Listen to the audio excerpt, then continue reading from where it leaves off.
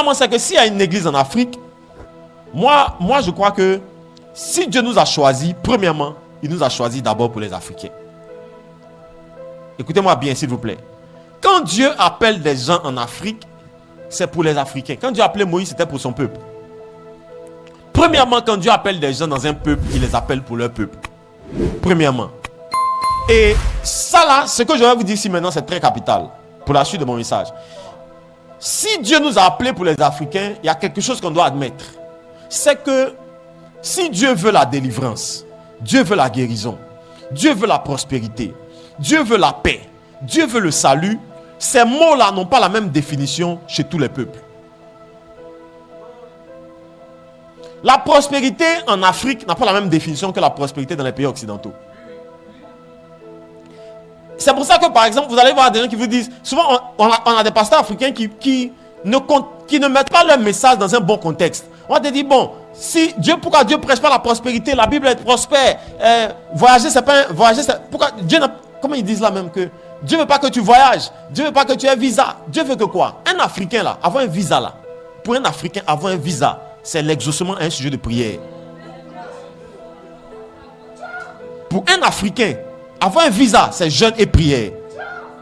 Pour un gars qui a un passeport qui rentre partout sans visa, c'est pas un problème.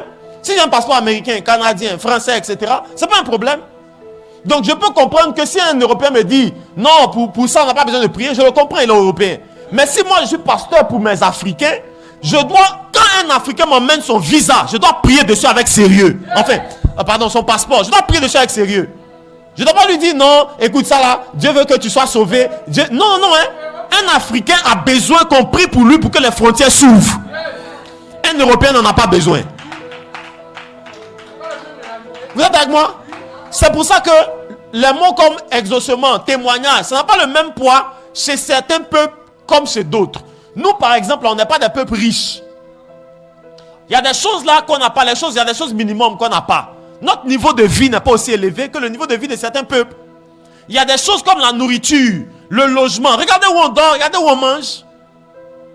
Regardez comment on se bat pour les choses élémentaires de la vie. Si quelqu'un vient, il dit prie pour moi pour ça là. Ça c'est quelque chose d'important pour un Africain. Oui. C'est pour ça que la pastorale parmi les brebis africaines n'est pas pareille que la pastorale parmi les brebis occidentales. Si Dieu te donne des brebis blanches, des brebis américaines, des brebis, je sais pas, japonaises, etc., les réalités ne seront pas les mêmes. Donc on ne peut pas prendre, souvent nous les pasteurs, on parle souvent sans un peu contextualiser les choses. Bon, non, il ne faut pas courir après les bénédictions. On va courir après quoi? Donc Jésus est venu dans nos vies. Jésus est venu dans nos vies pour qu'on reste comme on était. Si pour d'autres, avoir un travail, c'est pas un changement. Pour un Africain, avoir un travail, c'est un changement. Parce que même avec beaucoup de diplômes, pour avoir un travail, c'est compliqué. Vous êtes avec moi, non? C'est pour ça que je crois que nous sommes tous chrétiens, nous sommes tous l'église. Mais en fonction de là où on fait l'église, les réalités, les défis ne sont pas les mêmes. Donc si vous êtes pasteur, vous êtes appelé à faire le ministère, ne tombez pas dans les choses que non. Les gens qui nous écoutent là, ils ont besoin de manger. Ils ont besoin d'avoir un travail stable. Ils ont besoin d'avoir un salaire pour s'occuper de leur famille. Donc s'ils viennent à l'église, que l'église ne peut pas faire ça pour eux, l'église n'est pas une réponse à leurs besoins. Parce que leur besoin ce jour-là, c'est de manger. Quand les gens avaient fait qu'ils sont venus chez Jésus, Jésus n'a pas dit non, derrière l'autre côté de la rive là, ça mange d'abord, allez-y là-bas. Il a même repris ses disciples en leur disant, donnez-leur vous-même à manger. Donc quelle est l'église que nous sommes dans un peuple qui a faim et on est incapable de leur donner à manger?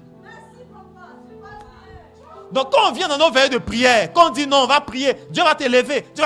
Oui, c'est biblique, c'est divin, parce que nous sommes obligés au milieu d'un peuple pour qui ça là, ce sont des élévations. Et si on ne comprend pas qu'il y a une église africaine, qui a des défis qui sont différents de nos autres églises, chez nous la guérison miraculeuse, là où on prie pour toi, les gens n'ont pas l'argent pour aller faire les soins élémentaires à l'hôpital. Les gens viennent à l'église avec leur maladie. Quel que soit, parce qu'ils n'ont pas d'autre solution. En Europe, ils ont leur carte, en France, ils ont leur carte vitale. Tu vas, tu donnes ta carte, on te soigne dans un des meilleurs hôpitaux du monde. Les Français ont parmi les meilleurs hôpitaux du monde. Donc quand tu as déjà souscrit à une assurance, tout ça, tu as ta carte, tu vas, tu te couches, on te fait tous les examens. Oh, la guérison là, c'est pas un problème.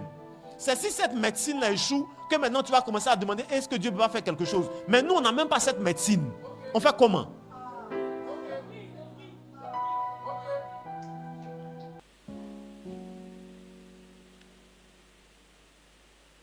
C'est que l'Africain aujourd'hui a peur d'être Africain.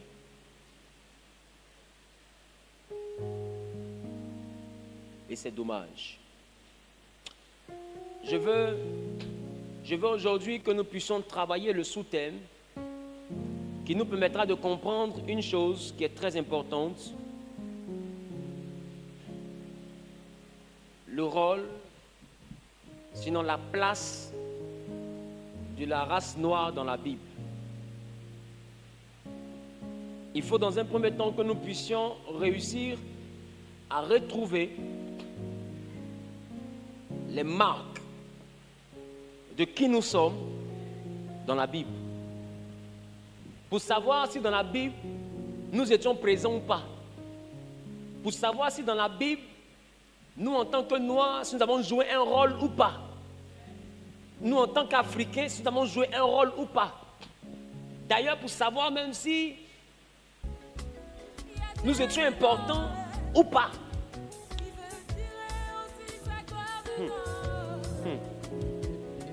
Il est important qu'on puisse comprendre. Quelqu'un dit il est important qu'on puisse comprendre.